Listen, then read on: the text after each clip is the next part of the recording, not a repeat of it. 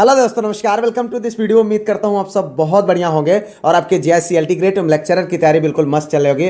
तो साथियों, आप जानते हैं मैं आपके जनरल स्टडीज़ का अध्ययन करा रहा हूं। तो जनरल स्टडीज़ में अभी हम लोगों ने मिनी मैराथन सीरीज शुरू किया है, लेकिन आप सबकी भारी डिमांड है कि क्वेश्चंस की संख्या को बढ़ाया जाए। तो इसको ध्यान में रखते हुए नेक्स्ट क्लास जो होगी, अब उसमें हम क्वेश्चन की संख्या को ज़्यादा से ज़्यादा रखने का प्रयास करेंगे, जिससे आपके जो एग्जाम्स हैं जनवरी में, खास करके जेएससीएलटी ग्रेड के, उन एग्जाम्स तक हम ज़्यादा से ज़्यादा क्वेश्चंस का रिवीजन करा सकें। आप जानते हैं साथियों, ये सारे क्वेश्चन उत्तर प्रदेश लोक सेवा आयोग के प्रीवियस ईयर क्वेश्चन है, जो विभिन्न प्रकार के जो एग्जाम्स थे उनमें आए हुए क्वेश्चंस हैं। और आप जानते हैं इसी प्रकार के क्वेश्चंस आप लोगों को एग्जाम में देखने को मिल रहा है। अभी अगर हम बात करें जो 6 विषय के एग्जाम्स हुए हैं, उनमें आपने देखा कि हमारे जो मैंने सॉल्व कराए थे 20 से ज़्यादा क्वेश्चंस आपको लगातार एग्जाम्स में देखने को मिले हैं। तो ये क्वेश्चंस बहुत इंपॉर्टेंट है। और इसके साथ साथ आप जानते हैं मैं जब क्वेश्चन को डिस्कस करता हूँ, उससे संबंधित जो इंपॉर्टेंट फैक्ट, इंपॉर्टेंट डाटा होते हैं, उनको भी डिस्कस करता हूँ, जो आपके एग्जाम के दृष्टिकोण से बिल्कुल इंपॉर्टेंट है। अगर आप उनको नहीं लिखेंगे तो भूल जाएगा, और लिखेंगे तो आपका बहुत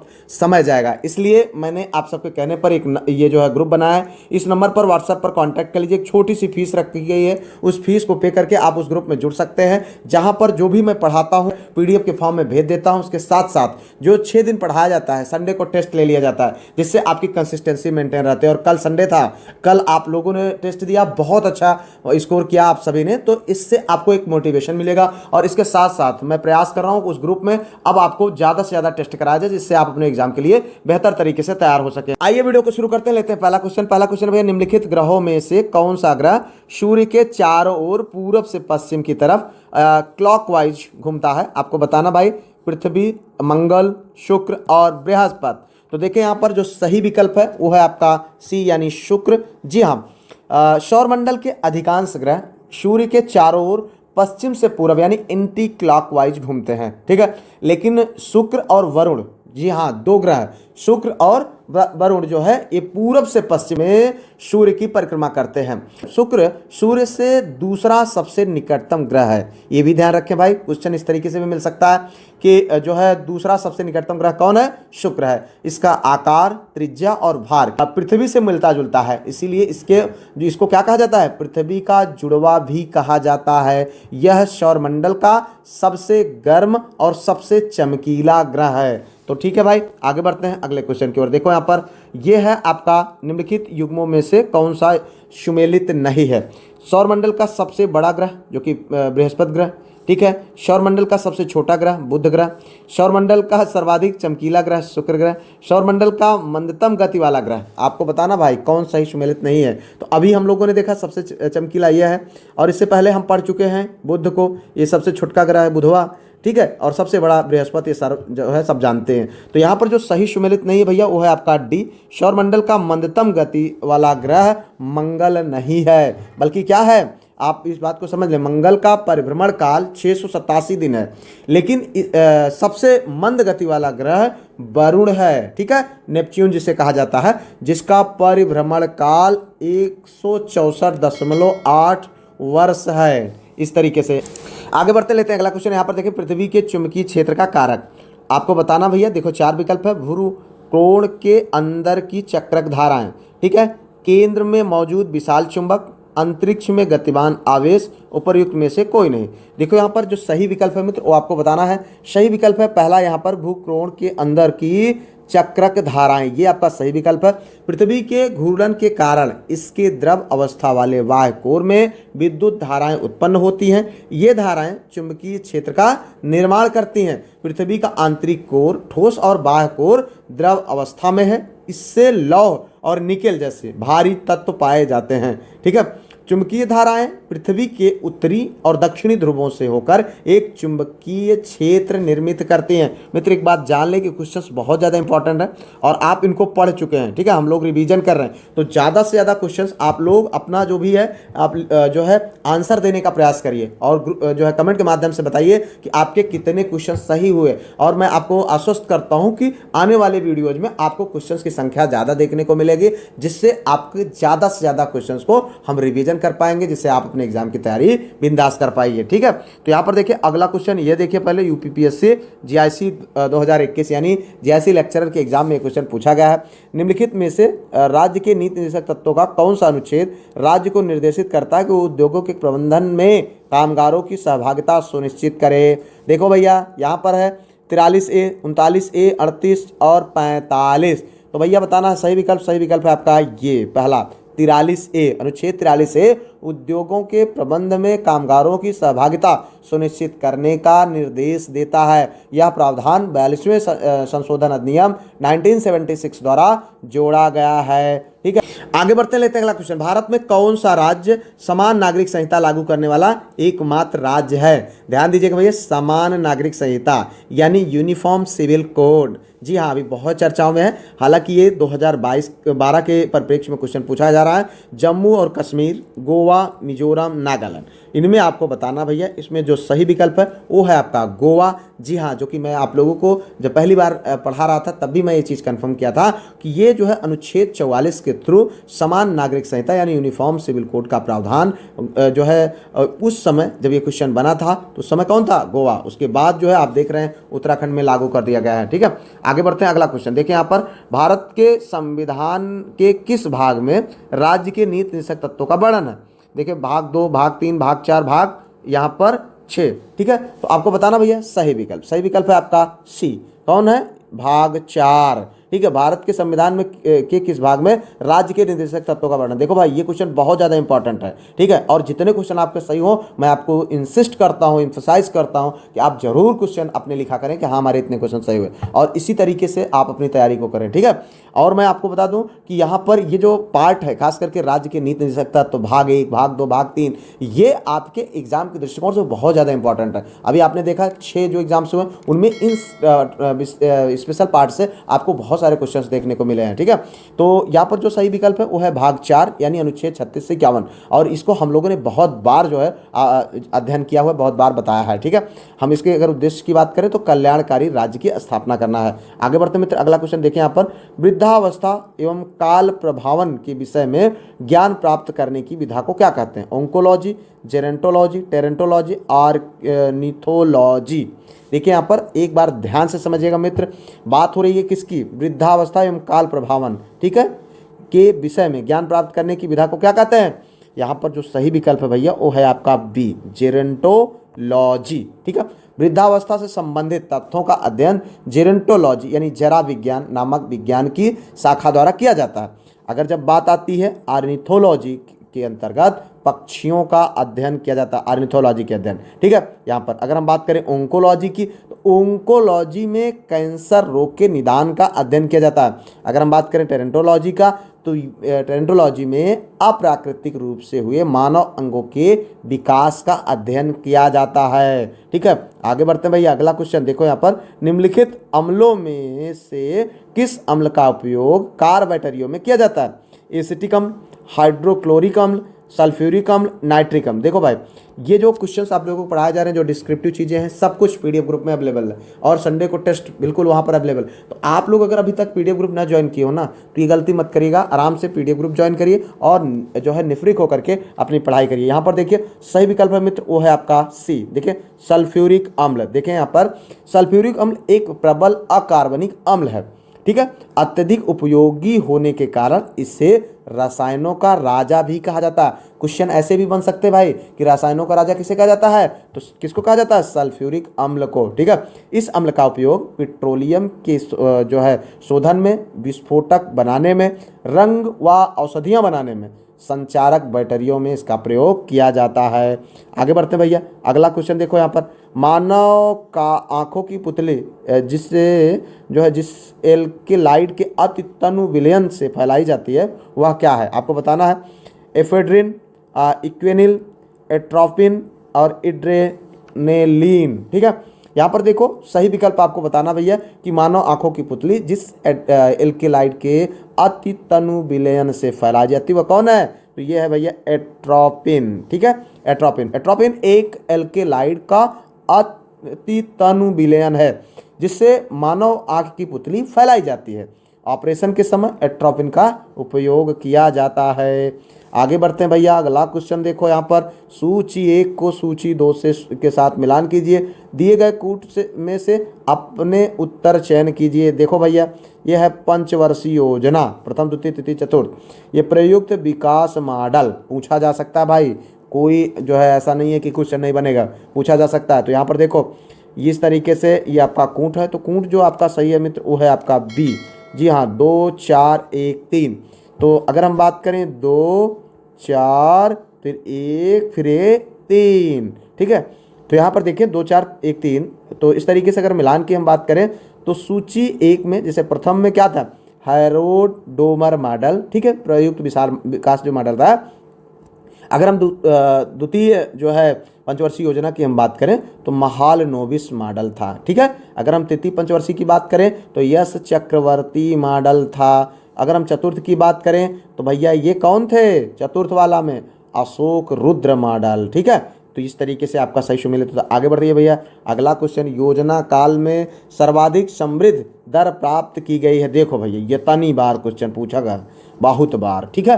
तो ये इंपॉर्टेंट है, बन सकता है। तो 8वीं योजना में, 10वीं योजना में, 9वीं योजना में, 7वीं योजना में।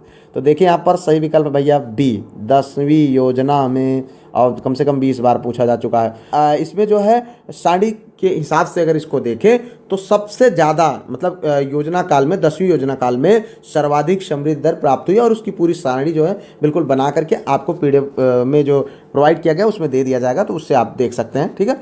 आगे बढ़ते हैं, अगला क्वेश्चन देखो, भारत में योजना आयोग की स्थापना किस वर्ष में हुई थी? देखो भैया बताओ आंसर, इसमें किस वर्ष में हुई थी? तो 1947, 49, 50, 51, भाई बताओ सही विकल्प। बहुत इंपॉर्टेंट क्वेश्चन है, ठीक है, बन सकता है। तो यहाँ पर देखो सही विकल्प है आपका 1950। अब अगले वीडियो में मैं प्रयास करूंगा जितना ज़्यादा से ज़्यादा हो सकेंगे क्वेश्चंस को शामिल करने का, ठीक है। तो यहाँ पर देखो, योजना आयोग एक संविधानेतर संस्था थी जिसका गठन केंद्रीय मंत्रिमंडल के एक संकल्प द्वारा 15 मार्च 1950 को, ठीक है, कभी डेट भी पूछा जा सकता है, कब, 15 मार्च 1950 को किया गया था। इसका मुख्य कार्य केंद्र की पंचवर्षीय योजना का निर्माण करना, ठीक है, तथा राज्यों की वार्षिक योजनाओं के संबंध में सलाह देना था। 1 जनवरी 2015 को योजना आयोग का स्थान नीति आयोग ने ले लिया, ठीक है। आगे बढ़ते हैं भैया, अगला क्वेश्चन देखो यहाँ पर, प्रथम सिंह सभा का प्रारंभ कहाँ हुआ था? पटियाला, अमृतसर, फगवाड़ा, जालंधर। तो भैया बताओ सही विकल्प। सही विकल्प है आपका बी, कहाँ पर, अमृतसर में, ठीक है। प्रथम सिंह सभा का प्रारंभ कहाँ हुआ था? देखो यहाँ पर, सिख धर्म को पुनर्जीवित करने हेतु ठाकुर सिंह संगवालिया और ज्ञानी ज्ञान सिंह ने अक्टूबर 1873 में अमृतसर में, कहाँ, अमृतसर में पहली सिंह सभा की स्थापना की, और इसका उनका उद्देश्य था सिख धर्म का प्रचार प्रसार और सामाजिक सुधार करना, ठीक है। आगे बढ़ते भैया, अगला क्वेश्चन, महाराजा दिलीप सिंह ने पंजाब के ब्रिटिश साम्राज्य में विलय के कागजात कब हस्ताक्षर किए थे? तो देखो यहाँ पर सही विकल्प क्या है भाई, देखो 4 विकल्प हैं, बताओ आंसर, ठीक है। 19 मार्च 1849, 27 मार्च 1849, 29 मार्च 1849, 30 मार्च 1849। तो आपको बताना भाई सही विकल्प है आपका सी, क्या है, सी में क्या आंसर सही हो जाएगा? 29 मार्च 1849, ठीक है। 29 मार्च 1849 को महाराजा दिलीप सिंह ने विलय के दस्तावेजों पर हस्ताक्षर किए। रणजीत सिंह के पुत्र दिलीप सिंह को पेंशन देकर इंग्लैंड भेजा गया। डलहौजी ने सिख शक्ति को समाप्त कर पंजाब को ब्रिटिश साम्राज्य में मिला लिया, ठीक है। आगे बढ़ते भैया, अगला क्वेश्चन देखो यहाँ पर, विश्व प्रसिद्ध कोहिनूर हीरा रणजीत सिंह को किससे प्राप्त हुआ था? दोस्त मोहम्मद, नादिर शाह, जमान शाह, शाह सूजा। तो भाई बताओ सही विकल्प है आपका यहाँ पर डी। देखो यहाँ पर ये क्वेश्चन हम लोगों ने करे हैं और इनको आपको बस आंसर बताना है फटाफट। कोहिनूर हीरा जो है तेलंगाना के गोलकुंडा खदानों से प्राप्त हुआ था। यह नादिर शाह से अहमद शाह अब्दाली को मिला, और अब अहमद शाह अब्दाली शाह सूजा तक को देता है, ठीक है। और 1813 ईस्वी में शाह सूजा ने इसे रणजीत सिंह को भेंट दे दिया, और 1849 में डलहौजी ने इसे ब्रिटेन की महारानी को भेज दिया, ठीक है। अब यह 3 भागों में बट गया है, एक है ब्रिटिश के जो म्यूजियम में है, और दूसरा 2 जो है महारानी के मुकुट में लगा दिया गया। तो इस तरीके से आगे बढ़ते लेते हैं अगला क्वेश्चन भैया, भारतीय गौरव का अंतिम सूर्य किसके लिए प्रयुक्त हुआ है? शिवाजी, पृथ्वीराज, राणा प्रताप, हेमू। तो भैया बताओ सही विकल्प है आपका क्या? तो सही विकल्प है पृथ्वीराज। जी हाँ, पृथ्वीराज को माना गया है यह चौहान वंश का शासक था। तो आपने देखेंगे तो कहीं पर आपको शिवाजी भी देखा है, लेकिन मैं आपको जो आयोग ने माना है इसी को माना है, तो आपको इसी को तैयार करना चाहिए। पृथ्वीराज को माना गया है सही आंसर। यह चौहान वंश का शासक था तथा 1177 ईस्वी में गद्दी पर बैठा। यह दिल्ली तथा अजमेर का शासक था, जिसे समकालीन मुस्लिम इतिहासकारों ने राय पिथौरा भी कहा है। 1191 ईस्वी में तराइन के प्रथम युद्ध में पृथ्वीराज ने मोहम्मद गोरी को बुरी तरह परास्त किया, किंतु अगले ही वर्ष 1192 ईस्वी में तराइन में हुए दूसरे युद्ध में मोहम्मद गोरी ने पृथ्वीराज को बुरी तरह परास्त कर दिया और इस पराजय के पश्चात भारत में मुस्लिम साम्राज्य की स्थापना हो गई। आगे बढ़ते हैं भैया, अगला क्वेश्चन देखो। यहाँ पर है दिल्ली सल्तनत के संदर्भ में कथन। आपको बताना, कुतुब मीनार सूफी संत कुतुबुद्दीन बख्तियार काकी को समर्पित थी। मीनार बिजली गिरने के कारण 1369 ईस्वी में क्षतिग्रस्त हो गई थी। तो केवल एक, केवल दो, एक व दो दोनों, ना तो एक ना तो दो। आपको बताना भैया सही विकल्प। देखिए यहाँ पर सही विकल्प है सी। ठीक है, एक व दो दोनों। ठीक है, कुतुब मीनार का निर्माण 1199 ईस्वी में कुतुबुद्दीन ऐबक ने सूफी संत कुतुबुद्दीन बख्तियार काकी के स्मृति में शुरू करवाया था और इसे इल्तुतमिश ने 1230 से 32 ईस्वी में पूरा करवाया था। ठीक है, तो तुगलक वंश के सुल्तान फिरोज शाह तुगलक के समय 1368 से 69 ईस्वी में बिजली गिरने के कारण चौथी मंजिल नष्ट हो गई। फिरोज शाह तुगलक ने चौथी मंजिल के साथ साथ पांचवी मंजिल का भी निर्माण करवाया था। ठीक है, आगे बढ़ते भैया, अगला क्वेश्चन यहाँ पर देखो। निम्नलिखित मध्य पाषाणिक स्थलों को भौगोलिक दृष्टि से पश्चिम से पूर्व के क्रम में आपको व्यवस्थित करना है। देखिए यहाँ पर तो भैया है पैसरा, लेखहिया, वीर भानपुर, महदा। अभी बहुत रिसेंट में ये क्वेश्चन हम लोगों ने पढ़ा है, तो ये आपको देखना भैया कूट के माध्यम से, और ये क्वेश्चन बहुत ज़्यादा इंपॉर्टेंट है भाई, पूछा जा सकता है। तो यहाँ पर देखो जो सही विकल्प है वो है आपका 80, 4 2 1 3। तो 4 में सब देखो यहाँ पर क्या करना है, पश्चिम से पूर्व में आपको। तो सबसे पहले बात आएगी महदहा। ठीक है, अब उसके बाद फिर नंबर आएगा लेखहिया। ठीक है, फिर उसके बाद पैसरा, फिर उसके बाद वीर भानपुर। तो अगर हम बात करें तो महदहा जो है हमारे ज़िले प्रतापगढ़ में है। लेखहिया जो दूसरे नंबर पर आता है ये मिर्ज़ापुर में है, उत्तर प्रदेश के। ठीक है, अगर हम पैसरा की बात करें उसके बाद पैसरा का नंबर आता है, ये कहाँ है? पैसरा भैया बिहार में है। ठीक है, अगर हम वीर भानपुर की बात करें तो ये कहाँ है? पश्चिम बंगाल में। तो इस तरीके से आप जो है पश्चिम से पूरब की ओर बढ़ते हुए देख सकते हैं। आगे बढ़ते भैया, अगला क्वेश्चन, निम्नलिखित में से कौन सा एक कोको का प्रमुख उत्पादक देश नहीं है? लातविया, कैमरून, घाना, आइवरी कोस्ट। लातविया भी बोला जाता है इसको। तो आपको बताना भाई सही विकल्प है आपका ये लातविया। कोको के प्रमुख उत्पादक देश आइवरी कोस्ट, घाना, इंडोनेशिया, नाइजीरिया, कैमरून आदि हैं। ठीक है, उष्णकटिबंधीय वनों में ककाओ नामक वृक्ष उगते हैं जिनके फलों के बीजों को कोको कहते हैं। ठीक है, इनके वृक्ष का मूल स्थान लैटिन अमेरिका का उष्णकटिबंधीय भाग है। कोको दो प्रकार के होते हैं, क्रिंडलो जो दक्षिण अमेरिका में और फोरेस्टो जो कि अफ्रीका में। अगर हम बात करें इसको तो लातविया की जो प्रमुख फसल राई है। क्या है? राई है। ठीक है, आगे बढ़ते भैया, अगला क्वेश्चन देखो यहाँ पर। निम्नलिखित में से किस क्षेत्र में मोटे अनाज की वाली फसलें उगाई जाती हैं? ये क्वेश्चन बन सकता भाई। ऊंचाई वाले क्षेत्र, निचले क्षेत्र, जलमग्न क्षेत्र, उच्च वर्षा वाले क्षेत्र। तो देखो भैया सही विकल्प है आपका पहला, ऊंचाई वाले क्षेत्र। ठीक है, ऊंचाई वाले जो ऊपरी क्षेत्र होते हैं वहाँ पर मोटे अनाज वाली फसलें उगाई जाती है। मोटे अनाज वाली फसलों के लिए अत्यधिक सिंचाई की आवश्यकता नहीं होती है, जैसे बाजरा, मक्का, ज्वार इत्यादि। ठीक है, आगे बढ़ते हैं भैया, अगला क्वेश्चन देखो। उत्तर प्रदेश सरकार ने किस ऐतिहासिक स्मारक से जुड़वा मछली का राज चिन्ह अंगीकार किया? देख भाई ये क्वेश्चन बहुत इंपॉर्टेंट, कई बार हम लोगों ने कर भी चुका। बुलंद दरवाजा, रूमी दरवाजा, लखी दरवाजा, दिल्ली गेट। तो भाई बताओ सही विकल्प है आपका बी। कौन? रूमी दरवाजा। लखनऊ के रूमी दरवाजा से जुड़वा मछली का राज चिन्ह जो है प्रेरित है। ठीक है, रूमी दरवाजा का निर्माण नवाब आसफ उद्दौला ने 1784 कब? 1784 में कराया। ठीक है, तो इस तरीके से भाई आगे बढ़ते हैं। अगला क्वेश्चन, उत्तर प्रदेश का निम्नलिखित में से कौन सा जिला क्षेत्रफल की दृष्टि से सबसे छोटा है? देखो यहाँ पर निम्नलिखित में पूछ रहा भाई। ठीक है, तो यहाँ पर देखिए हमीरपुर, हरदोई, हाथरस, हापुड़, सारे हा है यहाँ पर। ठीक है, आपको बताना भैया सही विकल्प है आपका डी, हापुड़ हा। ठीक है, सबसे छोटा जिला हापुड़, जो कि जिसका जो है 660 किलोमीटर वर्ग किलोमीटर है। और सबसे बड़े जिले की अगर हम बात करें तो लखीमपुर खीरी, जिसका लगभग 7680 वर्ग किलोमीटर। तो इस तरीके से भाई आगे बढ़ते हैं। अगला क्वेश्चन, इसरो का 100वां स्पेस मिशन कहाँ से सितंबर 2012 में छोड़ा गया? तो श्रीहरिकोटा आंध्र प्रदेश से, महेंद्रगिरी तमिलनाडु से, तुम्बा तिरुवनंतपुरम केरल से और बेंगलुरु कर्नाटक से। तो ये क्वेश्चन भाई बना था इसलिए इसको शामिल किया गया है। तो इस तरीके के रिसेंट को जो क्वेश्चन होते हैं उनसे पूछा जा सकता है। तो श्रीहरिकोटा जो कि आंध्र प्रदेश में, आप जानते हैं कि 9 सितंबर 2012 को इसरो का जो 100वां मिशन श्रीहरिकोटा से प्रक्षेपित हुआ था। इसमें स्पॉट 6 उपग्रह 712 किलोमीटर का, जो कि प्योरिटी उपग्रह 15 किलो भेजे गए थे। और इसकी जो इन पर की स्थापना 1962 में, इसरो की स्थापना की अगर हम बात करें तो ये जो है 1969 में। ठीक है, आगे बढ़ते लेते हैं। अगला क्वेश्चन, निम्नलिखित में से कौन सा अंतरिक्ष उपग्रह नहीं है?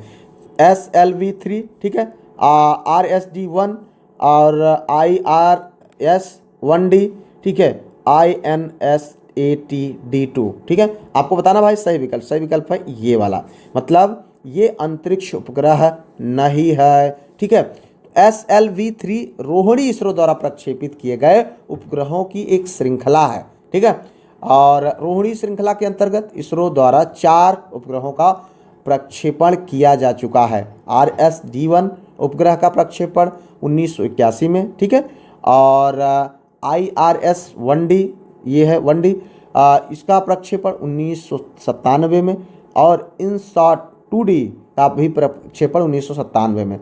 SLV उपग्रह नहीं बल्कि भारत का पहला प्रायोगिक उपग्रह प्रक्षेपण यान है। ठीक है, भारत का पहला प्रायोगिक प्रक्षेपण यान SLV-3, जो कि 1979 में असफल रहा। उसके बाद 18 जुलाई 1980 को प्रथम सफलतापूर्वक प्रक्षेपण यान लॉन्च हुआ। ठीक है, आगे बढ़ते हैं भैया। अगला क्वेश्चन देखो यहाँ पर, निम्नलिखित में से कौन सा स्थान भारत का ग्रीनविच कहा जाता है? निम्नलिखित में से रोहतक, अवंती, उज्जैन, कुरुक्षेत्र। भाई बहुत आसान है, बहुत बार आपने इसको देखा है। तो ये है भैया उज्जैन। ठीक है, प्राचीन काल में ही उज्जैन समय की गणना का केंद्रीय संदर्भ बिंदु रहा। इससे भारत का ग्रीनविच कहा जाता है। जयसिंह द्वितीय ने यहाँ व अन्य स्थानों जैसे दिल्ली, जयपुर, मथुरा, वाराणसी पर वेधशालाएं बनवाई थी। आगे बढ़ते लेते हैं अगला क्वेश्चन, भारत में निम्नलिखित केंद्र शासित प्रदेशों में से कौन क्षेत्रफल की दृष्टि से सबसे छोटा है? दादरा एवं नगर हवेली, चंडीगढ़, लक्षद्वीप, दमन एवं दीव। तो आपको बताना भाई सही विकल्प क्या है? सही विकल्प है यहाँ पर लक्षद्वीप। जी हाँ, जो ये 4 हैं इनमें सबसे छोटा क्या है? लक्षद्वीप है। अगर हम वर्ग किलोमीटर की बात करें तो यहाँ पर जो दादर एवं नगर हवेली है इसका 491 वर्ग किलोमीटर इसकी जो है क्षेत्रफल है। ठीक है, और ये लक्षद्वीप भैया क्षेत्रफल और जनसंख्या दोनों में सबसे छोटा है। ठीक है, अगर उसके बाद फिर नंबर आता है चंडीगढ़ का, तो 114 वर्ग किलोमीटर, ठीक है, इसका भी है क्षेत्रफल। लक्षद्वीप की अगर हम बात करें तो मात्र 32 वर्ग किलोमीटर। दमन एवं दीव की बात करें तो यह 112 वर्ग किलोमीटर। ठीक है, 2020 में दादर नगर हवेली व दमन व दीव मिलाकर एक केंद्र शासित प्रदेश बना दिया गया है और कुल इसका क्षेत्रफल होगा 603। आगे बढ़ते हैं भैया। अगला क्वेश्चन, निम्नलिखित में से कौन सा शहर भारत के किसी राज्य की राजधानी नहीं है? देखो यहाँ पर 4 विकल्प दिए गए हैं, रायपुर, गुवाहाटी, शिलांग, रांची। तो आपको बताना भाई सही विकल्प। देखो सही विकल्प है बी, गुवाहाटी। गुवाहाटी एक ऐसा राज्य है, असम का सबसे बड़ा राज्य है, परंतु राजधानी नहीं है। राजधानी क्या है असम की? दिसपुर है। गुवाहाटी पूर्वोत्तर भारत का सबसे बड़ा व तेजी से बढ़ता महानगर है। आगे बढ़ते हैं भैया। अगला क्वेश्चन देखो यहाँ पर, राष्ट्रीय चिकित्सा आयोग NMC का नया अध्यक्ष किसे नियुक्त किया गया है? डॉक्टर के तलवार, डॉक्टर सुरेंद्र चंद्र शर्मा, अभिजात सेठ, सुरेश गंगाधर। तो भाई देखो सही विकल्प क्या होगा यहाँ पर? सी, ठीक है, अभिजात सेठ। ठीक है, तो यहाँ पर देखिए केंद्रीय मंत्रिमंडल ने अभिजात सेठ को राष्ट्रीय चिकित्सा आयोग NMC, ठीक है, का नया अध्यक्ष नियुक्त किया है।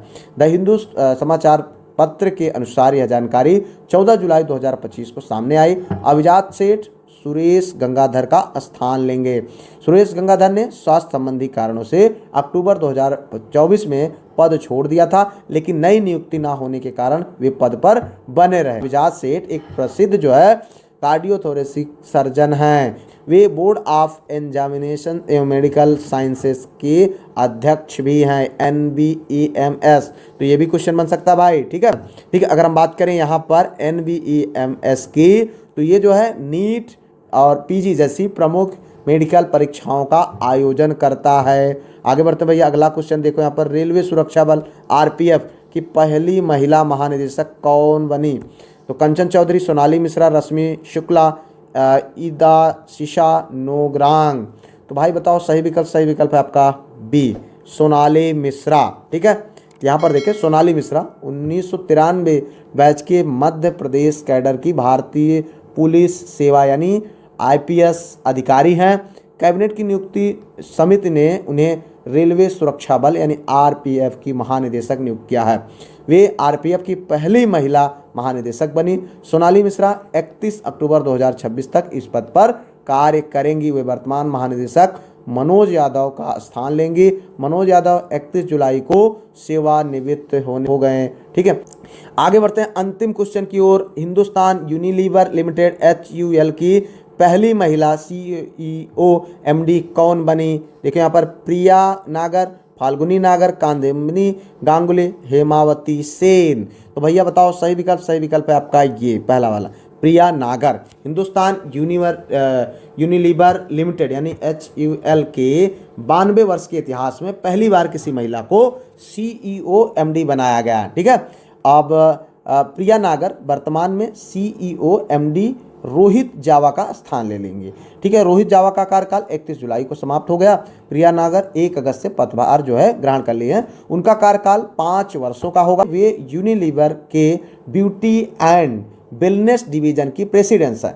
यह जो है यूनिलीवर का वैश्विक स्तर पर सबसे अधिक राजस्व उत्पन्न करने वाला व्यवसाय है।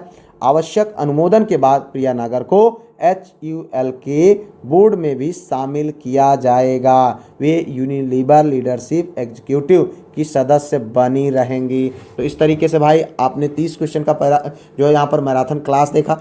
अब आगे आने वाली वीडियोज में मैं बार बार आपको इंसिस्ट कर रहा हूँ, आप सबकी भारी डिमांड पर अब हम क्वेश्चंस की संख्या को बढ़ाएंगे, जिससे हम ज़्यादा से ज़्यादा क्वेश्चंस को कवर कर सकें आपके एग्जाम तक। तो मिलते हैं फिलहाल किसी और वीडियो में। उससे पहले यार अभी तक उम्मीद करता हूँ आपने वीडियो को लाइक, चैनल को सब्सक्राइब, हाइप, शेयर कर दिया होगा। मिलते हैं किसी और वीडियो में किसी और टॉपिक पर, तब तक के लिए जय Hind, Vande Mataram, best of luck.